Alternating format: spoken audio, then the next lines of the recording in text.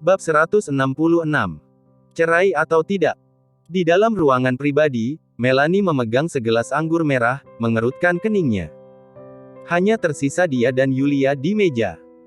Dia sudah membayangkan adegan dia bertemu dengan Rocky berkali-kali, dia juga sudah memikirkan tentang bagaimana sikapnya setelah melihat dirinya sendiri, tapi dia tidak menyangka akan menjadi seceroboh itu. Saat makan tadi, Rocky terlihat linglung, hanya peduli untuk pulang dan memberikan penjelasan pada istrinya. Melanie merasa tidak nyaman untuk beberapa saat, dia juga terangsang oleh kesombongan. Penampilan cantik Dewi memang sama dengannya, tapi dari sejarah keluarga Su benar-benar menghancurkan keluarga Liu, tapi juga bisa membantunya dalam karirnya. Tapi di mata Rocky, ternyata dia tidak sepenting Dewi. Melanie depresi, terus-terusan minum beberapa cangkir, dan sudah mabuk. Tepat ketika dia hendak menuangkan anggur lagi, Yulia yang melihatnya tidak tahan, menekan gelasnya. Melanie, Rocky yang punya mata tapi tidak ada pupil mata, sama sekali tidak mengerti maksudmu untuknya. Melanie sangat kesal, merebut gelas anggur dari tangannya. Jangan pedulikan aku. Melanie yang penuh aura dan sombong tadi malah matanya merah pada saat ini, bahkan membuat masalah yang tidak masuk akal. Yulia mengambil gelas anggur, dengan tegas berkata, "Ayo, kita kembali ke kota Wasa sekarang, tidak perlu pergi ke kota Gopo. Aku tidak percaya, tidak bisa menemukan pria yang lebih baik dari Rocky di dunia ini." Melanie mengangkat matanya, dengan samar-samar berkata, "Kalau begitu, kamu katakan, apa kamu pernah melihat pria yang lebih baik darinya selama beberapa tahun ini?" Yulia menahan nafas, tidak bisa mengatakan apa-apa. Ketika dia memahami lebih banyak tentang Rocky, Yulia juga secara bertahap mengubah pandangannya tentang dia, menemukan semakin banyak sisi yang tidak diketahui orang. Bagaimana, tidak bisa mengatakannya, kan? Melanie meraih cangkir dari tangannya, bercanda, ketika kamu mengenal orang satu ini, kamu juga akan menyukainya. Jantung Yulia berdetak kencang beberapa kali, pipinya memanas, dia menyembunyikannya, berkata, "Tidak mungkin, aku tidak akan pernah menyukainya seumur hidupku." Untuk menyembunyikan ketidakwajarannya, dia juga mengambil gelas anggur. "Kalau mau minum, aku akan menemanimu, ayo mabuk." Rocky berdiri di depan pintu rumahnya, melihat ke arah lampu di dalam rumah, tapi malah ragu-ragu untuk mengetuk pintu. Masalah hari ini bisa menjadi masalah besar. Beberapa wanita berkumpul menjadi satu, mama mertua ditampar oleh pengawal Melanie. Dengan temperamen Jenny, setelah pulang ke rumah, dia pasti akan membuat keributan. Rocky tidak peduli tentang Jenny membuat keributan yang tidak masuk akal, bagaimanapun dia sudah terbiasa, yang dia pedulikan adalah sikap Dewi. Dia juga tidak tahu berapa banyak yang dilihat Dewi, tatapan matanya tadi dingin, kecewa. Dan ada air mata di matanya. Membuatnya merasa tertekan untuk sementara waktu. Aduh. Katakan identitasmu padanya saja. Rocky menghela nafas dengan wajah cemberut, mengambil kunci untuk membuka pintu. Lampu di ruang tamu menyala, teriakan Jenny terdengar begitu dia membuka pintu. "Dewi, jangan marah, bagaimanapun, Rocky juga sudah lama di rumah kita, seperti memelihara anjing, dia juga punya perasaan, kan? Ketika dia pulang, aku akan menyuruhnya untuk meminta maaf padamu. Aku lihat Rocky tidak seperti orang yang suka bermain-main dengan wanita, kamu salah paham." Kulit kepala Rocky mati rasa untuk beberapa saat, dia juga tidak tahu Jenny berpura-pura melakukan apa, berpura-pura tidak sengaja, Teriakan itu berhenti tiba-tiba. Andrew yang duduk di sofa segera berdiri, berkata, "Rocky, kamu sudah pulang." Rocky mengangguk, berjalan ke ruang tamu, melihat Dewi juga duduk, menatapnya dengan dingin seolah-olah melihat orang asing. Dia memaksakan dirinya, berkata, "Suasana hati Talita sedang buruk tadi, aku sudah membujuknya." Sebelum dia selesai berbicara, Jenny menyerbu maju, mengangkat tangannya. Rocky hanya bisa berdiri, bagaimanapun, itu juga bagus jika mama mertuanya memukulnya beberapa kali untuk menenangkan diri. Tanpa diduga, Jenny malah tiba-tiba menepuk-nepuk ke mejanya, menyeringai beberapa kali, berkata, "Menantuku, kenapa kamu kembali secepat ini? Apa kamu sudah makan kenyang? Mama akan memasak mie untuk kamu kalau kamu belum kenyang." Rocky tercengang di tempat, menatap Jenny seolah-olah tidak mengenalnya. Apa dia sedang bermimpi atau matahari terbit dari barat? Mama mertua bukan hanya tidak memarahi, dia bahkan memanggilnya menantu, yang merupakan perlakuan yang tidak pernah dia alami sejak menikah. Ayo, di luar dingin, cepat minum air. Jenny memegang segelas air panas, menyajikannya dengan anggun. Rocky merasa tersanjung, menyesap air, berkata, "Ma, apa? Wajahmu baik-baik saja." "Tidak apa-apa." Jenny berkata dengan tidak peduli, kemudian bertanya, "Menantuku, bagaimana kamu bisa mengenal Melanie?" "Hei, aku dengar keluarga Su punya begitu banyak uang hingga bisa membeli seluruh kota Gopo, nona besar yang begitu kaya kenapa mengatakan ingin menikahimu di depan umum?" Air di dalam mulut Rocky tiba-tiba muncrat. Dia dengan canggung menyeka wajahnya, berkata, "Ma, Melanie bercanda, sebelumnya. Dia jatuh sakit di jalan, aku tidak sengaja menyelamatkannya sekali. Melanie benar-benar loyal, mungkin dia melihat aku dimarahi habis-habisan oleh keluarga Liu, jadi dia membantuku. Pikirkan status dia, bagaimana bisa menikah dengan aku? Dia mengarang masalah menyelamatkan orang dalam sekejap." Jenny dengan senang hati menamparnya, "Oh, ternyata kamu pernah menyelamatkannya. Melanie sangat kaya, kenapa kamu tidak meminta uang terima kasih?" Jenny tiba-tiba sepenuhnya melupakan tamparan barusan, dalam pikirannya hanya ada masalah Rocky menyelamatkan Melanie. Bagaimanapun, dia juga tidak percaya Melanie akan menikahi sampah semacam Rocky ini. Tapi menantunya menyelamatkan nyawa anak orang kaya, bukankah ini kesempatan untuk menghasilkan banyak uang? Jenny segera berkata dengan tegas, "Tidak, kamu tidak boleh menyelamatkan orang dengan cuma-cuma. Kamu pergi mencari Melanie sekarang, minta 2 miliar, tidak, 4 miliar untuk rasa terima kasihnya." Rocky benar-benar tidak tahan lagi, jadi dia melihat ke arah Dewi. Sikap mama mertua berubah drastis, dia masih memarahinya sedetik yang lalu, dalam sekejap mata berubah peduli, dan memaksanya untuk meminta uang. Dewi dengan dinginnya berdiri, dengan tidak senang berkata, "Ma, katakan saja pada Rocky secara langsung, Nenek Kristi datang ke sini secara pribadi tadi, memintanya untuk mengatakan hal yang bagus di depan Melanie, untuk mendapatkan kerja sama antara Rieol Group dan keluarga Su, selama kontrak tercapai, dia memberikan komisi sebesar 1 miliar. Rocky mengerutkan kening. Tidak heran Jenny sangat antusias dengannya, ternyata nenek tua itu memberikan perintah, memang benar, hanya uang yang bisa membuat mama mertuanya tenang. Dewi mendengus dingin, persyaratan kontrak yang menguntungkan semuanya menguntungkan keluarga Liu, dengan keuntungan yang terhitung besar, kamu menyuruh Rocky menegosiasikan kontrak preman seperti ini. Jangan katakan keluarga Su menolak, kalau itu aku juga tidak akan menandatanganinya. Jenny dengan tidak puas berkata, Melanie bahkan berkata dia akan menikahinya, apa salahnya dengan menandatangani kontrak? Rocky terdiam untuk beberapa saat, mama mertuanya menggunakannya sebagai alat tawar-menawar untuk mendapatkan kontrak untuk keluarga Liu. Dia ragu-ragu sesaat, dengan dingin menatap Dewi, berkata, Ma, sebenarnya, aku tidak akrab dengan Melanie, aku hanya menyelamatkannya sekali saja. Jangan mengatakan hal-hal ini dengan aku.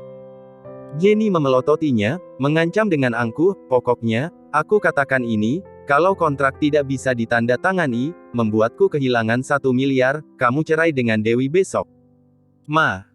Dewi tiba-tiba menjadi marah, berdiri dan berkata dengan dingin, cerai adalah urusanku sendiri, kamu jangan ikut campur, aku cerai besok. Setelah berbicara, dia pergi tanpa mengucapkan sepatah kata pun, kembali ke kamar tidur dan mengunci pintu. Apanya cerai? Papamu masih belum bayar biaya obatnya, apa kamu akan memberiku 2 miliar kalau kamu bercerai? Maki Jenny sambil menghentakkan kakinya. Rocky berdiri dengan canggung di ruang tamu. Dia berencana mengatakan situasi sebenarnya, maka mama mertuanya tidak akan mendukung perceraiannya lagi dan lagi. Apa pernikahan ini masih bisa dipertahankan? Bab 167. Pengunjung yang tidak diduga. Masalah perceraian, kita bicarakan lagi nanti. Jenny buru-buru melangkah maju, berkata, kamu harus membantuku mendapatkan kontrak, selain itu, cari Melanie lagi, minta 4 miliar padanya, bagaimana hidupnya hanya bisa bernilai 4 miliar. Apanya cerai, itu tidak sepenting mendapatkan uang. Kalau pasangan muda ini bercerai, dari mana dia bisa mendapatkan miliaran itu?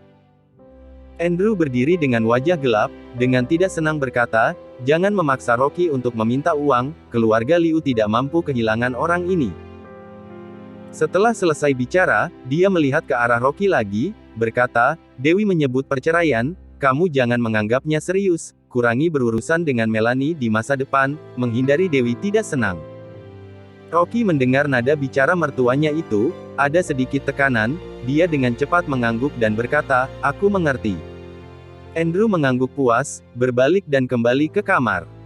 Jenny yang selalu beribut tentang perceraian mereka dan dia tidak pernah mendukungnya. Jangan dengarkan orang tua itu. Jenny menatap tajam Andrew, melangkah maju dan berkata pada Rocky, kamu sudah makan dan minum di rumah keluarga Liu begitu lama, aku tidak memperlakukanmu dengan buruk, kalau kamu tidak mendapatkan kontrak, kamu juga jangan menyalahkan aku karena memusuhimu, dan menyeret Dewi ke kantor badan pengurus masyarakat untuk bercerai. Ma, aku akan mencoba yang terbaik. Rocky menghela nafas lega. Selama Dewi bisa menghilangkan pikiran untuk perceraian, apalah itu 1 kontrak, 10 kontrak pun dia tidak peduli. Menantu yang baik, keluarga Liu memang tidak sia-sia membesarkanmu selama bertahun-tahun. Jenny tiba-tiba tersenyum sumringah, membujuk, jangan pedulikan Dewi, selama aku tidak setuju, dan jika dia berani menceraikanmu, aku tidak akan mengenalinya sebagai anak perempuanku. Rocky mengangguk sambil tersenyum pahit. Biasanya, mama mertua adalah pembuat masalah, tapi tidak disangka, mama mertuanya malah secara tidak sengaja membantunya di saat kritis. Meskipun demi uang.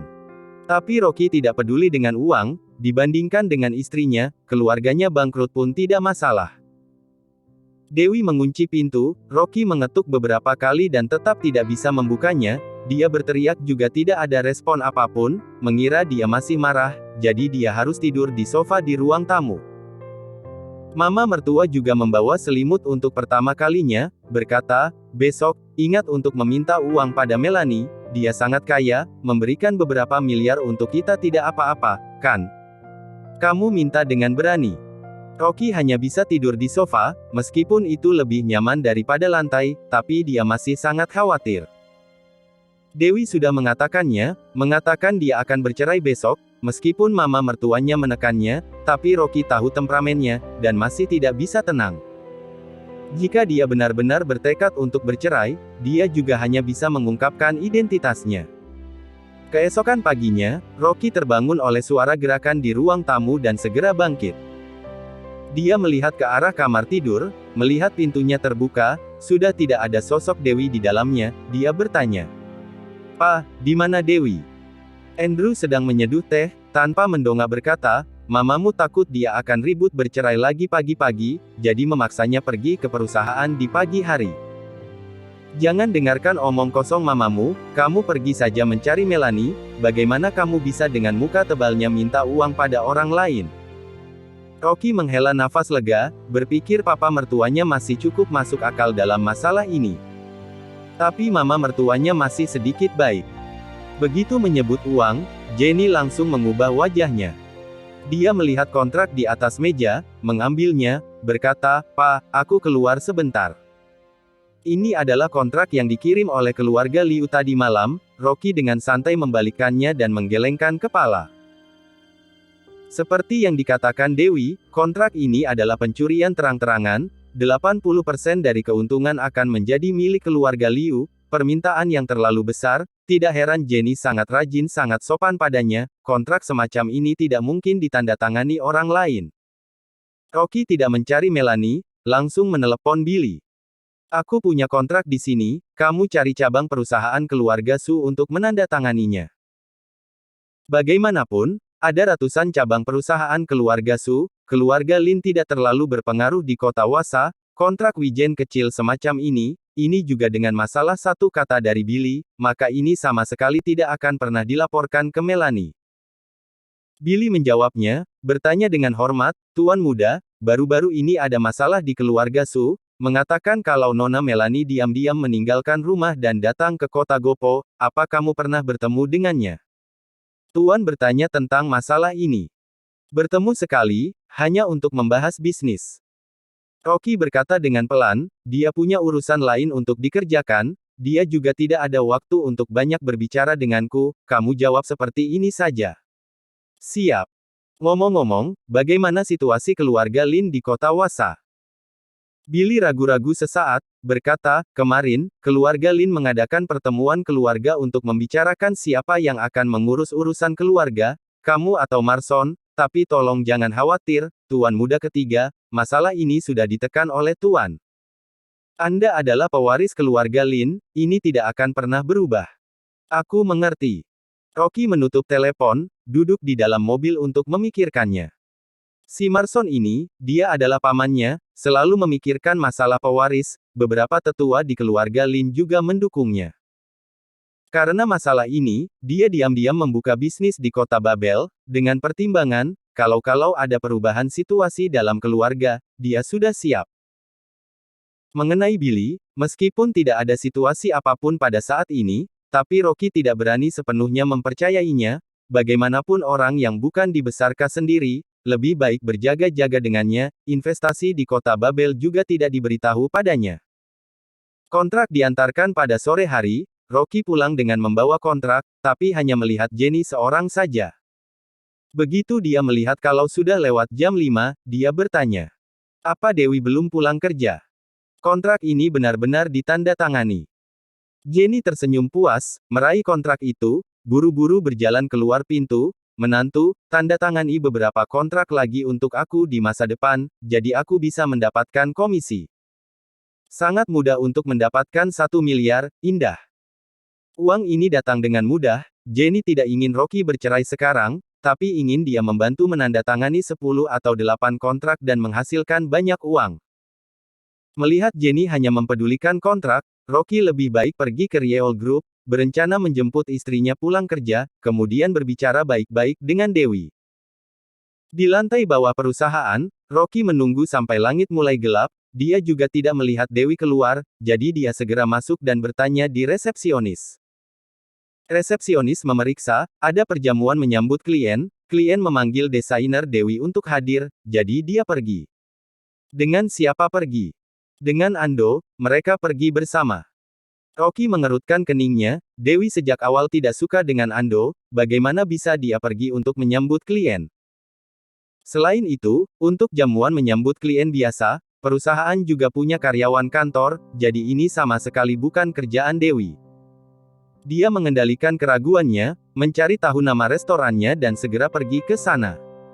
Di ruang pribadi restoran, Dewi duduk dengan dingin, mengangkat kepalanya melihat ke arah pintu. Di meja, Ando sedang mengobrol santai dengan beberapa karyawan perusahaan yang menemaninya. Dia dengan tidak sabarnya menunggu, berkata, bukankah Kakak Liu datang dari kota Wasa hari ini? Kenapa dia masih belum datang?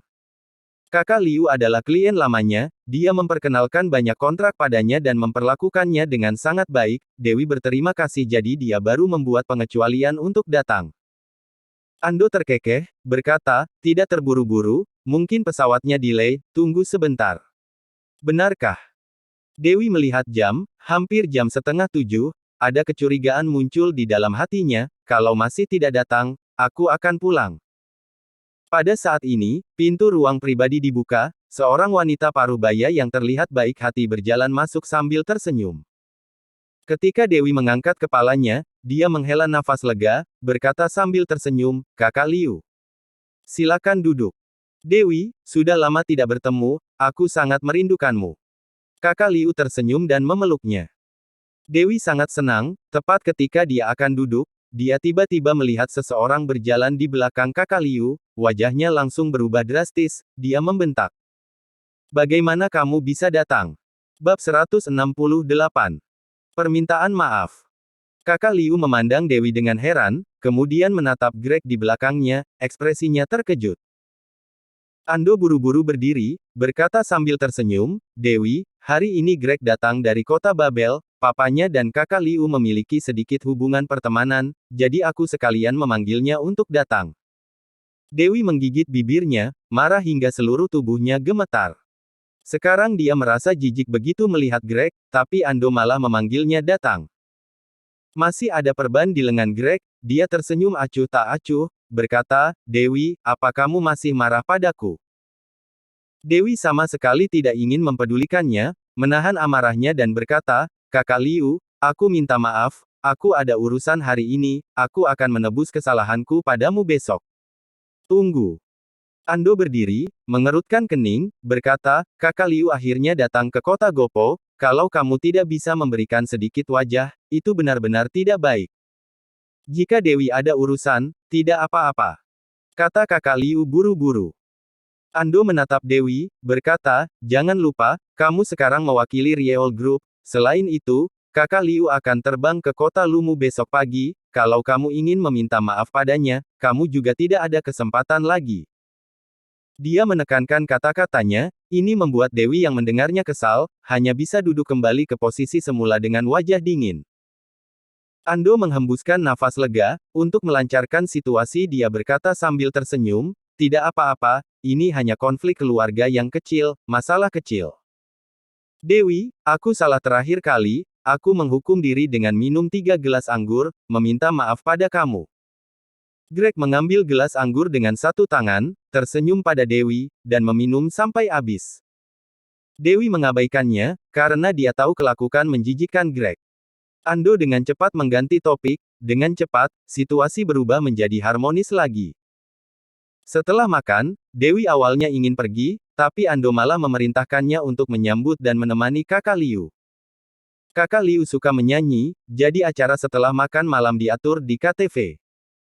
Ando menarik Dewi, dengan penampilan yang sangat santai, berkata, masalah perceraian kamu dan Rocky, kamu harus cepat-cepat mengurusnya, jangan menunda. Setelah selesai berbicara, dia menggelengkan kepalanya lagi, berkata, dia miskin dan tidak kompeten, benar-benar tidak pantas untukmu. Dewi berkata dengan dingin, urusanku, tidak perlu kamu urus. Karena kamu tahu, aku tidak akan menyebutkan masalah ini. Ando berkata, tapi, hari ini kamu akan diperlakukan sebagai urusan resmi, di depan Kakak Liu, jangan menunjukkan wajah terlalu muram, agar tidak dilihat sebagai lelucon keluarga Liu. Aku tahu. Dewi tahu, keburukan keluarga tidak bisa dibesar-besarkan, bahkan jika dia merasa malu dengan keluarga Liu dan Greg, dia tidak akan bisa membiarkan klien besar menonton lelucon. Oke, kalau begitu aku bisa tenang. Ando menghela nafas lega, setelah mengantarkan beberapa orang naik ke mobil, berkata, seorang klien baru saja mencariku, kalian pergi duluan, aku akan datang nanti. Sound KTV. Dewi duduk di dalam ruang pribadi, mengobrol dengan Kakak Liu. Mungkin Greg diberi pelajaran terakhir kali, sekarang dia memang menjadi jauh lebih disiplin, sikapnya terhadapnya berhati-hati, ini juga membuat Dewi sedikit santai.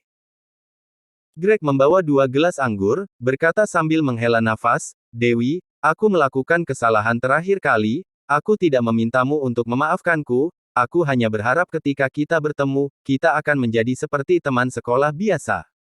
Dia menekankan kata, teman sekolah. Kakak Liu juga membujuk, aku dengar Ando menyebutkan, kamu dan Greg adalah teman sekolah, apa ada kesalahpahaman di antara kalian? Aku pikir Greg juga sangat tulus, lupakan saja masalah ini. Dewi mengerutkan kening, mempedulikan wajah Kakak Liu, menghalangi hubungan, teman sekelas, dia mengambil gelas anggur, meminumnya sampai habis tanpa melihatnya lagi. Bisakah kamu pergi sekarang? Greg tertawa dengan canggung, setelah meminum anggur, dia berbalik dan pergi. Dewi sama sekali tidak memandangnya, tidak mungkin menyelesaikan permusuhan, sekarang hanya untuk memandang wajah Kakak Liu. Ketika dia berbalik, senyum di wajah Greg langsung menghilang, dia bergumam dengan kejam. Hah, masih benar-benar menganggap dia orang suci ya, tunggu sebentar lagi, kamu akan berlutut dan memohon aku untuk bermain denganmu. Di dalam gelas anggur yang dia berikan, ada obat yang manjur, selama meminum 1 tegukan, tidak peduli seberapa suci dan kuat wanita itu, dia akan berubah menjadi air. Kakak Liu menjawab panggilan telepon, dengan tidak senangnya berkata, Dewi, aku punya teman yang datang ke KTV juga, aku akan keluar dulu, kamu tunggu aku kembali. Tidak apa-apa, pergilah. Kata Dewi buru-buru. Kakak Liu mengangguk, bangkit dan keluar dari ruangan pribadi. Bahkan jika kakak Liu pergi, ada 4 atau 5 orang di dalam ruang pribadi, jadi Dewi melonggarkan kewaspadaannya, hanya mengeluarkan ponselnya untuk menghabiskan waktu. Di ponsel, ada lebih dari puluhan panggilan tidak terjawab, semuanya dari Rocky. Dewi langsung marah begitu melihatnya dan langsung mematikan ponsel. Dia tidak tahu anggur jenis apa yang tadi diminumnya, sekarang dia merasa sedikit pusing dan tubuhnya menjadi panas, tapi ada sedikit rasa sejuk di pergelangan tangannya, ini menghilangkan panas di tubuhnya. Dewi tanpa sadar melihat gelang itu adalah gelang kerang yang diberikan Rocky. Dia ingin melepaskannya, tapi malah melemaskan tangannya, mendesah kesal. Hari itu, ketika dia mendengar kata-kata Melanie dan melihat Rocky ternyata tidak menolak, dia menjadi cemburu dan hampir menangis. Dia adalah istrinya di mata hukum, tapi Rocky seolah-olah tidak memperlakukannya seperti itu. Setelah itu, Rocky juga tidak datang padanya untuk memberikan penjelasan, tapi pergi ke ruangan pribadi bersama Melanie. Dewi menjadi lebih marah dan sedih. Menurut kata-kata awal Jenny, itu berarti, pria dan wanita lajang tinggal di satu kamar, apalagi yang bisa mereka lakukan. Ditambah lagi dengan pandangan mata Talita yang menatap Rocky, Dewi juga seorang wanita, tentu saja dia bisa melihat apa yang diwakili oleh tatapan mata panas itu, pada akhirnya mereka berdua bersama. Dia hampir tidak bisa menerima ini, tapi Dewi tidak bisa menerimanya. Rocky menipu dirinya sendiri, berlari mencari Talita dan Melanie di belakang punggungnya, jadi dia baru mengungkit cerai. Penipuan adalah sesuatu yang tidak akan pernah dia toleransi. Greg tanpa sadarnya menyanyi, selesai menyanyikan Little Apple, dia menyanyikan lagi 18 Touches, beberapa orang bertepuk tangan dengan keras. Sebenarnya, dia sama sekali tidak ingin menyanyi, dia memendam kekesalannya, tapi setelah menunggu dan menunggu, dia malah melihat Dewi masih sadar, ini membuatnya sangat terkejut. Obat ini efektif dalam waktu 3 menit, sudah 10 menit berlalu, kenapa Dewi masih sadar? Tadi, teman kakak Liu juga diam-diam diatur oleh Greg, dia dengan tidak sabarnya menunggu sebentar, mengedipkan mata ke arah beberapa orang. Beberapa orang di dalam ruangan menyadarinya, satu persatu mencari alasan untuk menyelinap keluar. Dengan cepat, hanya Greg dan Dewi yang tertinggal di dalam ruang pribadi. Dewi mengantuk, tapi setiap kali akan tertidur, dia terbangun oleh kesejukan di pergelangan tangannya. Ketika dia pulih kembali, dia tiba-tiba menyadari kalau hanya dia dan Greg yang tersisa di dalam ruangan pribadi. Dia segera berdiri dan ingin keluar. Angin dingin tiba-tiba datang dari belakang, sebelum Dewi menoleh, pergelangan tangannya digenggam erat. "Lepaskan aku." Dewi menoleh, dengan marah saling menatap satu sama lain. Greg mencengkeram erat pergelangan tangannya yang putih, menatap lurus ke dadanya, matanya penuh nafsu. "Dewi, kamu benar-benar terlihat semakin cantik. Aku tidak mengerti, si miskin Rocky itu, kenapa dia bisa beruntung dalam cinta, bisa meniduri kamu." Bab